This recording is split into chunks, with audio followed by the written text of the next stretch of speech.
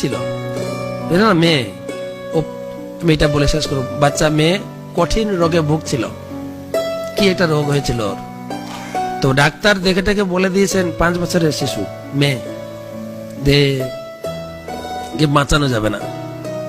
তার বাবা অনেক প্রয়াস করেছিল, লাস্টে একটা বড় নার্সিং হোমে গেছেন, তাকে ভর্তি করেছেন যে অপারেশন করুন, ওর হার্ট ব্লক হয়ে গেছে। তখন ডাক্তার বলেছিলেন যে আমরা করতে পারি কিন্তু চান্স নেই, কিন্তু চান্স খুব কম, বলে চেষ্টা করুন, যদি চলে যায় চলে, এমনিতে যাবে, একটু চেষ্টা করুন।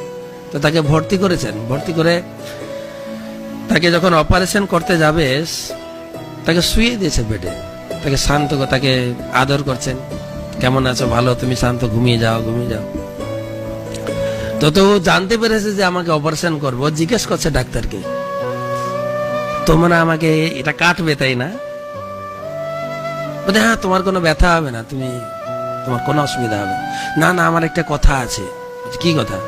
না, আমার মা বলতো ঠাকুর এই হৃদয়ে থাকে, তুমি যখন কাটবে না দেখবে তো ঠাকুর কিরকম। তো ডাক্তার অত ধ্যান দেন বাচ্চার কথা। তো তারপরে যখন কাটা হয়েছে তখন দেখেছে যে একে কোনো কিছু করা যাবে না, তখন এসে গার্জিয়ানকে খবর দিল যে না, কোনো চান্স নেই।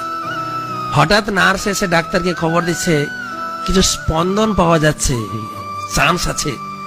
ডাক্তার সঙ্গে সঙ্গে গিয়ে দেখে আরে সবকিছু ওকে, পরে জুড়ে দিয়ে তারপরে বাচ্চাটা সুস্থ হয়ে গেছে একদম। তো সবকিছু ওকে হয়ে গেল। তো বাচ্চাটা জিজ্ঞেস করছে, তুমি দেখেছো আমার ভগবান কেমন আছে? ডাক্তার চমকে পড়ে, ডাক্তার প্রথমে ধ্যান দেয়নি, ডাক্তার বাচ্চাটার কোনো অসুবিধা হয়নি।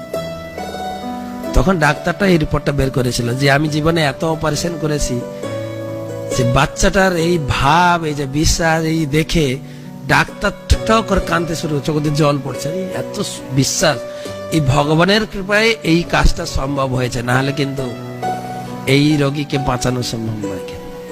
বিশ্বাস, সরল বিশ্বাস।